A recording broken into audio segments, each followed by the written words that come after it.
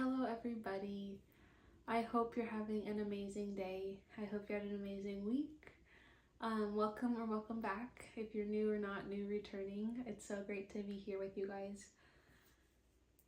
This is going to be a really honest, a really genuine and open conversation. I believe that we just got to keep the honest train going, to create relationships, to create bonds, to help people. If I can get people to trust me, I know that they can trust Christ, or vice versa, and that's the biggest goal here, is to get people to Christ and to know him so he can show you his love for you and his opportunities that he has for you. Excuse me, I have not been feeling good. Before I sat down to make this video, I had a really rough morning. I was up since 3 a.m. with the babies, up and down. They needed everything. I haven't slept very well in the past couple months. Just craziness. Life is crazy right now. Babies are crazy as always, and it's a beautiful blessing to be so busy. And you can kind of get lost in it, but it definitely gets toll if you're not sitting down and taking the time to, one, talk to Christ and absorb the word and just take a breather for a second. And I have not been doing good at that the past couple days, I will be honest. But I know that the enemy is trying to tire me out and trying to do all the things. I mean, as soon as you sit down to read the Bible, your phone will ring, the doorbell will go off, the dogs will bark, you'll get tired. You know the whole thing. And I think that the enemy is trying to get me to be quiet and to stop, and there's a lot of people trying to get me to be quiet and to stop, and who have contacted me and told me to be quiet and to stop, and I'm not going to. I strongly believe that I will help somebody out there, even if it's just one person, realize that they're not alone, that they're not crazy, that they're safe within Christ. If I can be that for one person, then I have successfully completed my job. And so I will continue to do that until that happens, or if it does happen, I'll probably still keep doing it. I've come to realize that Christianity can be an extremely lonely road for the flesh. The closer to Christ you get, the weirder you get. You look to other people. The weirder people see you as, the stranger you are to them, and that's just the separation of the saved and the unsaved. That the enemy has such a strong hold on those who have yet to be saved and live by the word and live within the word, that he's willing to manipulate the way you look to people and the way you say things and speak and think and all of it. And it's just so crazy to me. And so for the flesh, I believe that the Christianity can be an extremely lonely road. Although my heart and my soul is fulfilled with love and gratitude and grace, and it's this full and complete as it's ever been through Christ, there are still relationships and situations that I miss, that I yearn for, as a human. It's who you are. I think that the enemy, he tries to make you feel crazy, to make you convince you that you're in the wrong, even though if you're not. There may be times where you are, there may be times where you're not, but when you're not, he tries to convince you, that to make you feel bad about the situation, to make you feel bad. What if this hurts their feelings? What if that hurts their feelings? Well, what if that's something that they need to hear to reevaluate their life and the way that they treat people? Because Christ doesn't want us to treat people poorly. Jesus gave his life for you to be saved, and he fills you with his compassion and his love and his mercy and his grace. Why would he want you to take that, twist it up, and turn it into something disgusting to throw on somebody else? He wants you to treat people, one, as though you would want to be treated. You wouldn't want people to talk to you like that. That goes back to the whole childhood, treat people as the way you want to be treated. But he wants you to take care of each other. He wants you to look after one another. He wants you to only speak kind words. He wants you to take a second, not rush into the anger. That's what the enemy wants you to do, is to just snap back at them. Whether they said something negative first or second or third, just be quiet. I've learned that a lot in this past couple weeks, just to be quiet and listen. Listen to conversations, absorb what they're saying, try to understand what they're talking about, if it's something that you even need to be a part of or not. Because there have been a lot of conversations that I have politely excused myself from because they were not healthy, they were not good, they were not pretty. In James chapter 1 verse 19, and 20, it says, "Understand this, my dear brothers and sisters. You must all be quick to listen, slow to speak, and slow to get angry. Human anger does not produce the righteousness God desires." The messages that I've received from a couple individuals who, one, I thought would support me as they're being family members, have been pretty nasty. And in my first instinct was to write a paragraph back, on, well, what about this you did in your life? What about this and that? Like, who are you to tell me this? Like, all of, as mean as I could have thought of. And I started typing. I did. I got halfway through and I just heard stop. And I said, no, I'm not going to stop. So I kept typing, and I just heard stop. And I kept typing. And then my husband came out and he's like, "What are you doing?" And I was like, "I don't know." And I deleted the whole thing. And I just sat there and I was talking to him and I told him the situation. And he was extremely proud of me for not sending the message because it was not a very nice message. And I still haven't responded and I don't know what I'm going to say, if I'm going to say anything. But that's besides the point. My first instinct was anger. My first instinct was to make them feel just as bad as they made me feel, if not worse, if I could. And that in no way, by any means, is God's nature. And so by me deleting the message, by taking the second, eventually listening, I didn't portray that anger. I didn't portray the enemy's plans and the enemy's tactics, and I took a second. I tried to live in God's nature and not retaliate, because it's not nice. It's just not nice. And for anybody to want to make somebody feel that way is besides me, especially as grown adults, is besides me.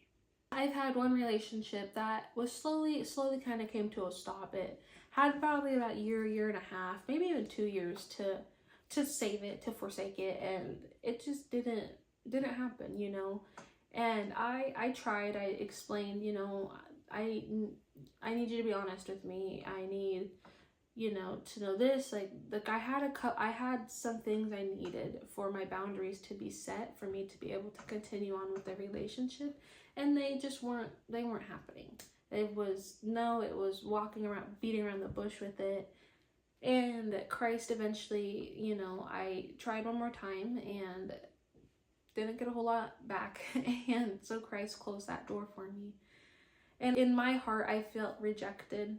I felt rejected by these two people. I felt rejected in a sense of given up on. I expected to feel loved and supported and encouraged by them. But instead I got the opposite, like I hoped for all of those positive things and I anticipated them, but I also had to anticipate the other side of it and prepare myself. And I think that's why it took so long for it to come to an end, because I just wasn't quite ready for that maturity situation. And there's another relationship that I thought we were really close, we were really close our whole lives, and I haven't heard, anything, and that hurt. It hurt the flesh a lot. And what I've taken from that is that the rejection, I believe, is protection. I think that the Lord lets rejection happen or guides us to see these rejection situations, whether it is, family members, loved ones, boyfriend, girlfriend relationship, job opportunities. The store might not have had whatever product you wanted, You feel these things. You feel angry, you feel upset, you feel let down, you have the whole spectrum. But I believe that there is a reason for it, and I've taken it, especially from the last couple weeks, as protection. I know that He's guiding me down whatever road I need to go down to fulfill my destiny and my calling the best way I can, and to be as close to Him as I can as possible. My job is to protect myself, my children, my husband, my family, and be close to Christ and to live by and through Him. And I don't think that I could have done that while having and being a part of these relationships and these situations, because how negative and toxic and they were. You're sitting in a situation that's poison. There's not really a nice conversation had. It's mostly arguing, or you look funny today, or why are you wearing that, and just all all of the drama, and you're by no way are you ever hearing a fruitful thing. It's all just the enemy's blah blah blah, you know? And by sitting in that, you just won't really, you might be able to get there, but it's going to be a lot harder, and you might not fulfill it fully. Christ removed me from that, and he closed the doors to it, and it's something I will forever be grateful for in the sadness and in the confusion of it, because I don't understand why, why they wouldn't want to be supportive, or why they wouldn't want to be engaging and encouraging in all of the activities that I'm partaking in, because it's Christ. But that's okay. I'm not supposed to understand it, and that's one of the hardest things I've had to do, because I like to know why. I want to know why something works this way or why it doesn't work this way. I want to know why. I want to figure out the mechanics of it. And for me to just ignore that, I put my full and complete trust in the Lord and for his will for me and his plan for me. I know it's amazing, and I know it's going to be amazing. In the book of Psalms, chapter 27, verses 10, it says, "Even if my father and mother abandon me, the Lord will hold me close." I trust in God's divine plan and his divine protection. I know that I have unwavering support and love from him, whether a family member leaves, or my mother, or a close friend or friendship. Whether those things are gone, I know that he is going to fill me more and protect me more and love me more to replace those. And that's something I'm grateful for. That has helped me get through this, just knowing and feeling his ample love and ample support and ample everything has just increased.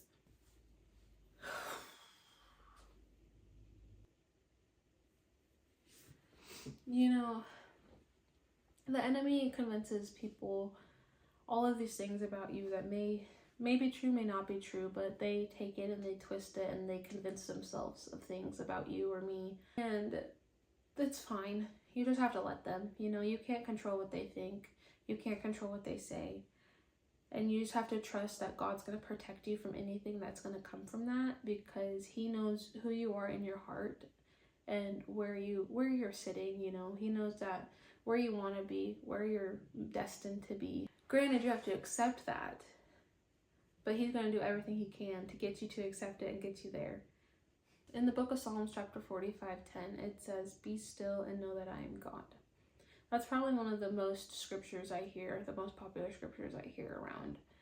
And it's true. You have to sit, you have to listen, you have to ask questions. I sat down this morning before taking this, after I was crying for however long, trying to figure out what am I doing, and I just asked, I'm just like, what am I doing? Flesh wants all of these relationships, and I never really had a whole lot of friends. I never really had any friends. I had like maybe 2 or 3 like great friends, and then no like acquaintances. But like I want those relationships. I want to share memories with my kids with people, and I want to be able to come to them for support and for help and for guidance, but I can't, because that relationship isn't for me. And in my heart, I know that's true, and I think that's why I'm okay with it so much, but I really do find myself just sitting and talking in my head, or I mumble just to God, just to explain the situation, or if one day a feeling comes up or the enemy reminds me of something, just sitting there and just asking. And so I encourage you to be still and sit with God today, and just let him talk to you, let him talk through you. Let him show you the protection that he's putting over you and what he's keeping you from. Let yourself trust him. Let yourself acknowledge that his path is the best path for you, that the rejection is protection. God gives life through his breath. He's forever to be trusted. He's never failed. He continues to do miracles and change people's lives on the daily. He's continuing to change mine and my family's. And so just trust in him. Trust in his plan for you, because he has one for you still. Today, always, and forever, he will have a plan for you. And you just have to ask him what it is, and you have to be willing and open to follow it. That's all I have for you guys today. I do hope that you enjoyed this message. I hope you picked something up from it. Just remember that a closed door is a divine act of guidance for you, and He wants to show you the path. He wants to create the life that you are destined to have for you. He has your plan written out. You just have to go read it. So please make sure to like this video and subscribe to my channel if you have not yet. I do weekly content, and follow me on Instagram at Godlymomdiaries. I post a lot more on there daily. Just little videos and pictures and stuff. I will link all of the scripture I read today below, and just any other fun facts I have. If you have any questions or want to chit chat, just feel free to shoot me an email. I'll put that down below too, or shoot me a message. I hope y'all have a blessed week, and I'll see you next time.